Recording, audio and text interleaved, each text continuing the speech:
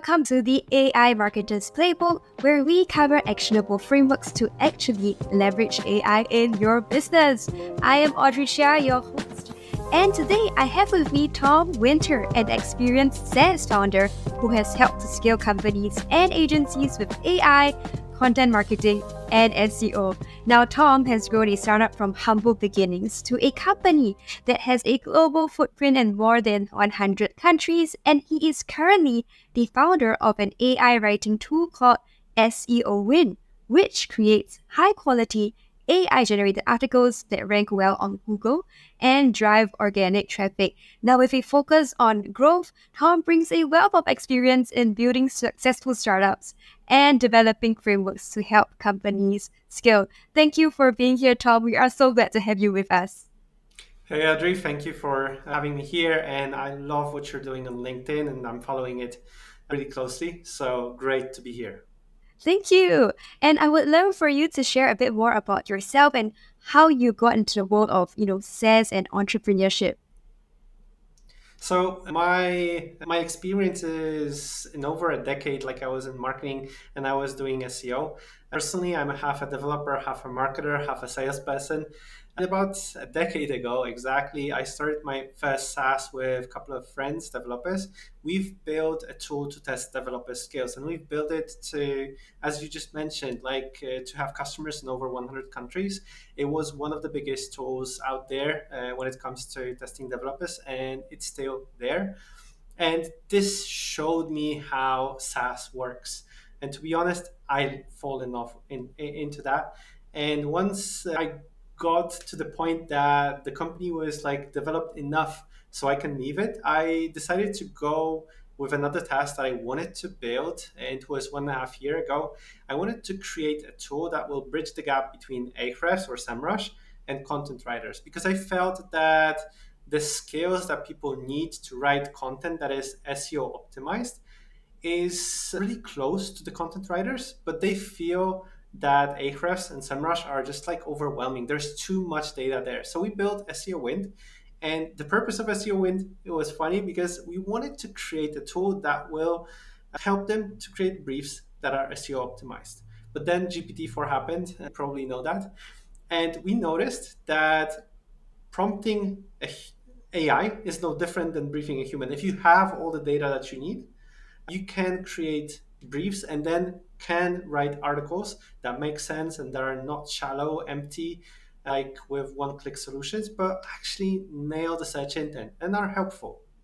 Yeah, I think what you mentioned about, setting up the brief, right, and setting up AI for success is so important. I always think it's about asking the right questions to get the right output. And even for me in copywriting, if I just ask it for a one-shot solution, you would see that the output is like, but when you break it down into steps, then you get a lot better, right? And with that, when I ask in the world of SEO, what are some specific steps that are important in the process? So first of all, I treat AI as I would treat a human. So if we in marketing, we all know about briefs and making briefs. And to be honest, most of marketers hated to do actual briefs in the past, but at the moment, prompting is actually making briefs. It's exactly the same thing. If you're thinking about AI, you have to brief it in a way so it understands exactly what you want from it, and also you have to brief it with information that it needs to make the decisions. So the more information you will give it, the better the answer will be. So basically, the first step to create anything, it doesn't have to be a writing, is to actually make a brief, decide on the things that it needs to do. When it comes to a writing, the really cool part that you can do, you can interview your own special matter experts in the company, or like some special matter experts in the market, and you can check out what do they think about like specific things that you're writing about, and then you should feed the information to AI. You should also gather information from tools like Ahrefs, SEMrush, like to get the SEO data, like so about the keywords. You should go into Google and to check like what Google thinks about the whole thing. What is the search intent? Even today, to be honest, like I was talking to one of the customers and I made a simple, really simple mistake because I thought that this keyword means something else than it really means. Like, and I thought like it's the same group like that they already rank for. Like when we went to SERP, like we saw like, oh, this is a totally different search intent, even though that I, as a human, I thought is the same thing. So it opened up like the whole perspective and how we can approach content writing and what kind of topics we can do. So SERP results are really important to go for and understand them, because it's really cool that you have an opinion about something, but we as humans, we're often wrong. Like Google uses data to check what ranks. And when you have this, like, you have to add your own input, you have to add your own opinions, things that you're really good with, because you talk with customers, you have opinions, you have experience. AI doesn't have that. So you can add it to the content. And when you have this all, you can start writing the article based on the brief that you already created. Exactly. So I think you said something about adding your opinions, right, in the customer comments and, even things about your product. Even when I use AI, that human touch or the additional element where you bring your perspective and insights actually help to make the work so much better. And most people, I think they still have this misconception that AI is going to solve everything. But when it comes to writing, I think both you and I know that that's not the case. It's a logical engine. You have to look at it from a like perspective of a logical engine, that you have to deliver more content. And all the changes that we currently see in Google, they're all going into direction of making content helpful. They even, like, it's funny because with the last update they even have some problems with that, because they wanted to make it so helpful and so like opinion based kind of, that Reddit blew up. Like basically you can find Reddit all over Google search results, just because they like tweaked it a little bit too much, I would say, into making it opinionated and finding these aspects that people talk about as their own experience opinions. It's always a balance between how much do you go on one side or the other. And with that, right, I'm also thinking in terms of balance and workflows, how much AI is in your current work processes and how much of the human touch is there? Could you walk us through like what is it usually like for you? Okay, so basically, a couple of years ago, there was a term called 10x developer. And that meant that a person that can do much, much, much more than any other developer. And I believed in that term. I've never been a 10x developer. My code like looks really bad. I became far better with ChatGPT. But what happened when ChatGPT and all other generative AI tools came in, I believe that they enabled people to be 10x anybody. So I try to use it as much as possible in the repetitive tasks. But when I have a repetitive task, I'm like starting to think, what can I do to what kind of things I need to gather for it to make decisions. So again, like just yesterday, I've spoken to one of our customers and they told me like, look, there's a new tool, AI tool that will do SEO analysis of your website.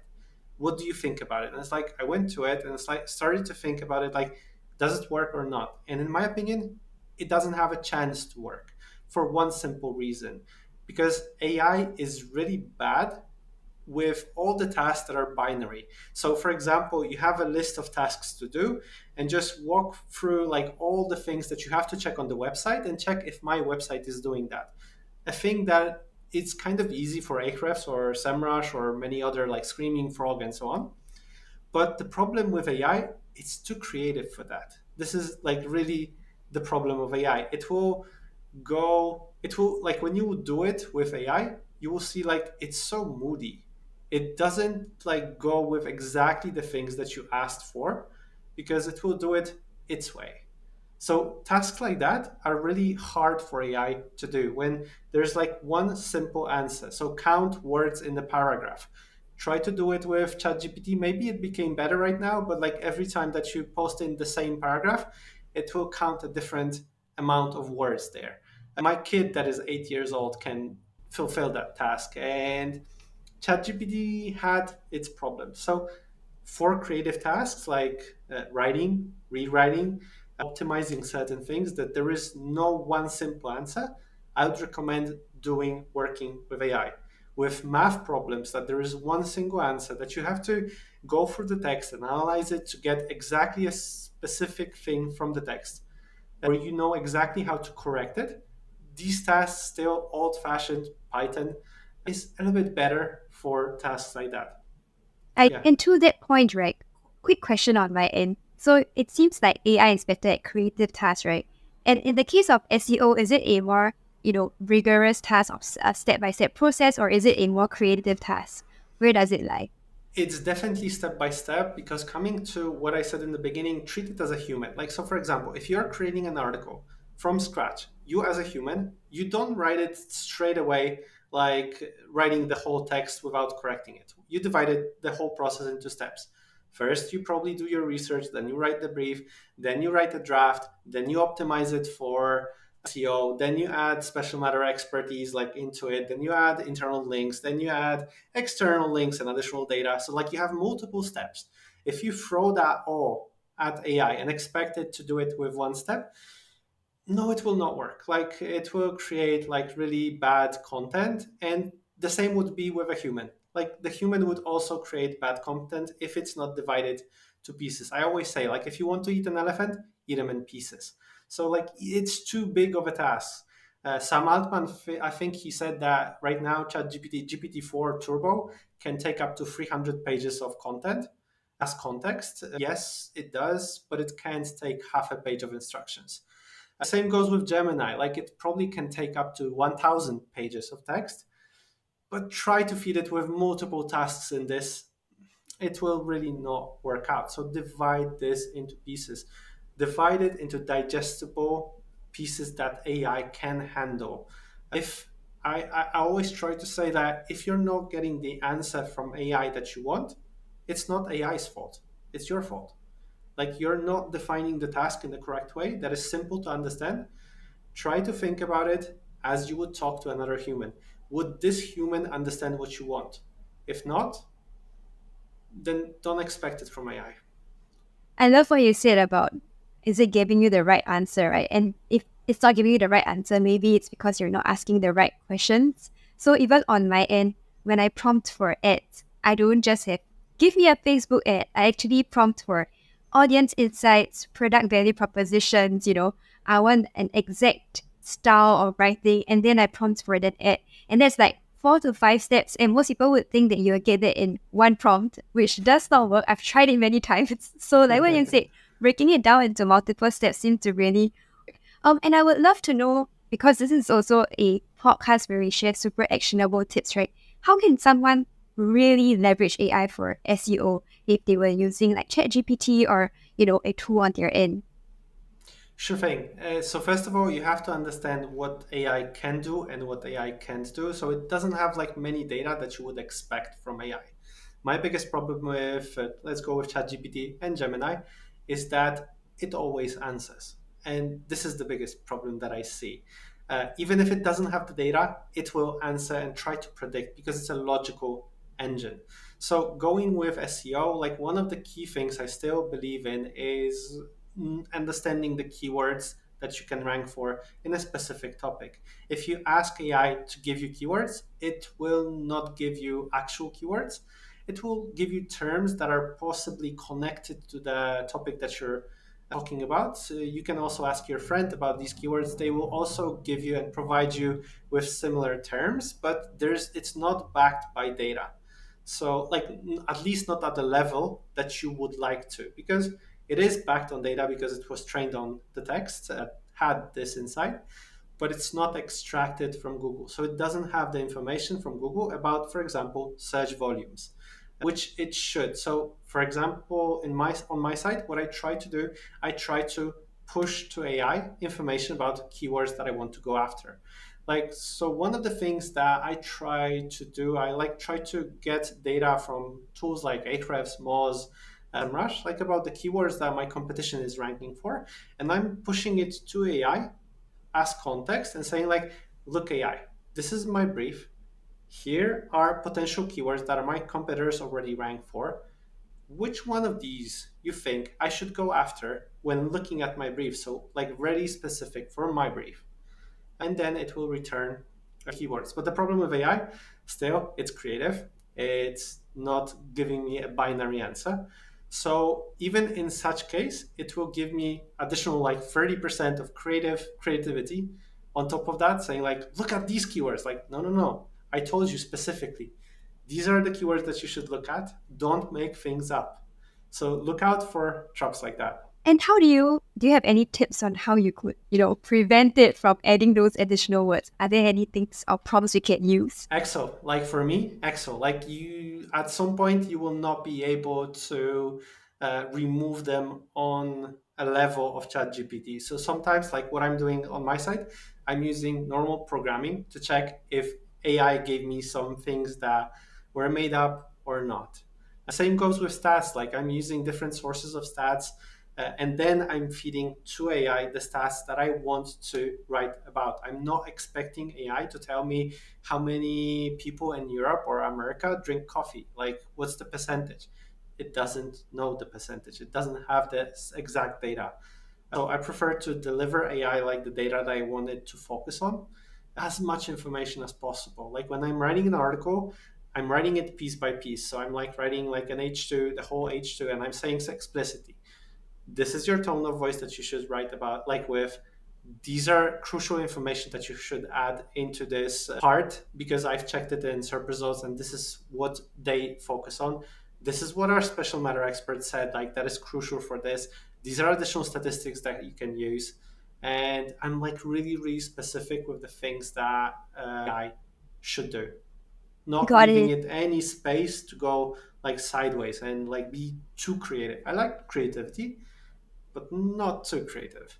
Yeah, it's interesting to hear a perspective of like actually you double checking and making sure that AI is not giving you additional information that you did not ask for. So that is interesting because I guess for myself as a copywriter, it's fine if they go a little bit, off tangent because I can always cut the copy or refine it. But of course, for SEO, it's probably a little bit different. And what other steps would you, think about when you're trying to integrate AI?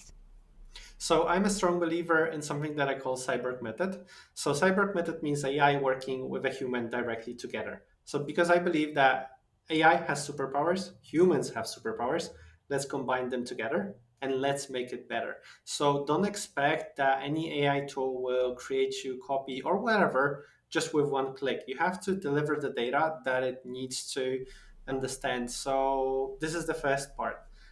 Be in the process, like be important, like part of the process. And then when AI gives you back like the article or whatever you're asking it for, go through it and edit. Like you said, like you prefer to go like with a longer text and then just like skim it down, like remove the bits and pieces that you don't like, maybe add your own opinions, maybe add like some additional stuff into like the text that you're getting. So work directly with AI. Like this is being a 10x person, 10x copywriter, 10x marketer, uh, because you can speed up the whole work that you're doing by cooperating with AI, but treat it as a teammate, like teammate that is always happy to help you out at anything that you ask. Have processes, have templates for things that you're doing with AI, and when you're doing that, that helps to have a repetitive process. If you're making things up like every single time, like a new process, that will take a lot of time and it will bring you really different results. So tune up your process, have it written down, and go with the same process every single time and help AI to understand what you want, help it to be better, and it will help you to be better. I love that, and I always say that AI is like my supercharged intern. When I'm giving it instruction, I will always think, what do I need to tell my intern? And then also like when I am getting results, I'll be like, great job, you did great. You never know. It could come back and be like, hey Audrey, I remember you said this about me. So yeah, I think Yeah, that's you're always the the good fun part. person. Like, okay, I'll leave you out. You never know, better to be on the safe side.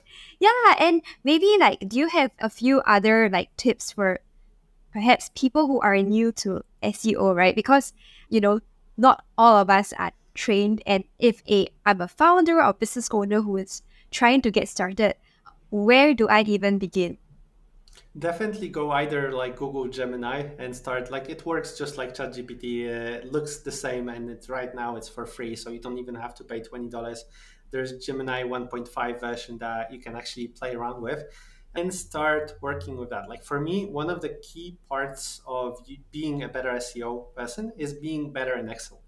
Like, so I can actually go through a lot of data in an Excel sheet I can download it from, for example, Google Search Console, like SEMrush, Ahrefs, and AI helps me to write better formulas. Like I'm not, as I said, I'm not a best developer myself, but thanks to AI, I'm able to write code in any way that I want. And it actually looks better because like previously, all my developers said to me like, you know what, your code looks really bad. Like I said, it works, like it does the thing. It's like, okay, let's throw it out, like let's rewrite it from scratch. But right now, it's much, much easier for me to write code, write formulas for Excel. You can be far better in all the things connected to analytics and understanding the data that you have. Use AI to help you logically go through the data that you have, either keywords. So, for example, if I download 200 keywords, the first thing that I'm doing is I'm asking AI, can you please cluster it out, like to create like groups? If I'm not happy with that because it's created two big groups, I'm asking it like, can you cluster it down to sub clusters? So nail it down like even further. So that, as an example, this is a task that as a human it would take me hours. With AI, because it's a large language model, it's really good with clustering keywords. You can go with that. With maybe some internal linking opportunities, this is also something that you can go with, and but give it examples. Remember that AI will not go to your website, it will not scrape it, it will not crawl it, will not understand it like exactly what is there. If you upload your sitemap, it will just go through the slugs and will try to understand what's on the page, but it will not go to the page. So you have to explicitly say, what do you want, what kind of internal links you want in the text, and give it the text, give it the anchor text that you want to work with. Be very explicit with the information that you have. Again, the biggest problem with AI is that it always answers. So sometimes it will not tell you that it made things up. It's interesting that you also talked about Google Gemini, right? Because for me, I tested Claude Opus 3. I also tested Google Gemini and of course ChatGPT 4. For myself, based on my experience, ChatGPT has become a lot lazier than it used to be. So I am not very pleased with the output. I'm not sure about you. And Claude and Gemini seems to be like my top two picks for now. What has your experience been like, and do you recommend Gemini for books or for SEO? I'm still testing out because Gemini 1.5, like I tested the version of 1.0, and when 1.5 was introduced to the public about 2 weeks ago, and it's far better than the version 1.0. I can see compared, like what I currently see compared to ChatGPT, it's more concise. Like definitely the answers are like up to the point. But at the same time, ChatGPT, I feel is better with storytelling, like in the whole part of that. So it depends what you're looking for. Test out both, like see, ask it the same questions, like to both. Yeah, It's built the same way, so you can actually go with like really exactly the same prompts yeah. and see how it works for you. Like choose the one that is a fit. It's most important that you feel comfortable with a tool and not which tool you're using. Definitely. And I think the more comfortable you get with a tool, right, you also get more creative and you start thinking of new ways to ask questions, to prompt. For Exactly. myself, it was really interesting because I started thinking of new ways to prompt. For example, taking a cycling strategy from a book called Start at the End and then adding it to GPT and then turning it into a marketing prompt, which worked beautifully because I was like, can I take the same mentality of working backwards and use it for a marketing case study, which worked? And that was also an amazing, like, oh, wow moment. Reverse engineering the whole thing is like really amazing. I use, for example, reverse engineering for understanding my brand voice. So when I'm working with customers, like I'm feeding AI with text that has the brand voice inside, and I'm asking like AI, like, what do you think, what is the brand voice that we used for that? Then I'm also feeding it with some text that I really like to tell me more about this, and then I'm merging these brand voices together just to understand exactly my brand voice, actually wannabe brand voice, that I'll be further using for AI writing, because I really like to tell AI how I like to sound. when it's giving me back the answers. Then I don't have all these people saying like, oh, it sounds like just ChatGPT. No. And I have a quick question for you at this point in time, because prompting for a voice is really hard. Like, it's tricky for most people, right? And when it comes to capturing your brand voice, how long or short is your prompt? And do you include examples to train it? What is your usual process for prompting for a voice? So for voice, like I don't remember again. For every prompt that I do, I divide it into two parts. The ask part, which is really short, like, and it's like 1 to 5% of the prompt, and the context. Like in the brand voice prompt that I do, it's less even than 1% because like I'm asking AI to give me an idea of my brand voice. I don't remember exactly because I have it written down, like what I write there, but then I feed it with knowledge up to 5,000 characters long. No, 20,000 characters long, which is like about 5,000 words long text. So it's quite long text that I'm feeding AI. The more data you put in such a prompt, the better, because it will actually go through and understand it. If you're thinking about giving it to a copywriter, if you gave like 2 sentences of your text to analyze, like the human can't do it. Don't expect it from AI. So it works exactly the same. The longer the text, I would even give it more text, like 10,000 words, so more than one article. So it can read through and understand what kind of voice you have, and then use it as custom instructions, for example, for ChatGPT. So this is the tone of voice that you should reply. Interesting. For myself, right, I actually realized that some words are really good for a brand voice. For example, the word corporate. I kid you not, sometimes people think that a prompt has to be super long, but if you use the word corporate, you would see that the output is something that you would easily see in a bank's LinkedIn post, or, in financial companies' LinkedIn post, or even a company post. Mhm. Like, it's enough. Totally agree. But this is like basically you know it because you're using it, you're testing it. If you didn't test it out, you will not know it because you will not come up with that. Definitely. And that's why I think it's so important for everyone to actually get started and get using AI, because that's how you learn how it works, how it functions. And it sort of becomes like a friend, right? Where you understand its quirks and patterns, and how do I get it to sound a certain way or write a certain way, or to think like me. And I think I have also one interesting question for you, Tom. This is not really about AI or SEO, but it's more about your journey as a founder. How has it been for you? And I'm sure you've learned many lessons. What is your biggest takeaway from being a founder? Be humble, like for sure. And the other thing that it will be also useful for AI, make mistakes. Like give yourself a chance to make mistakes.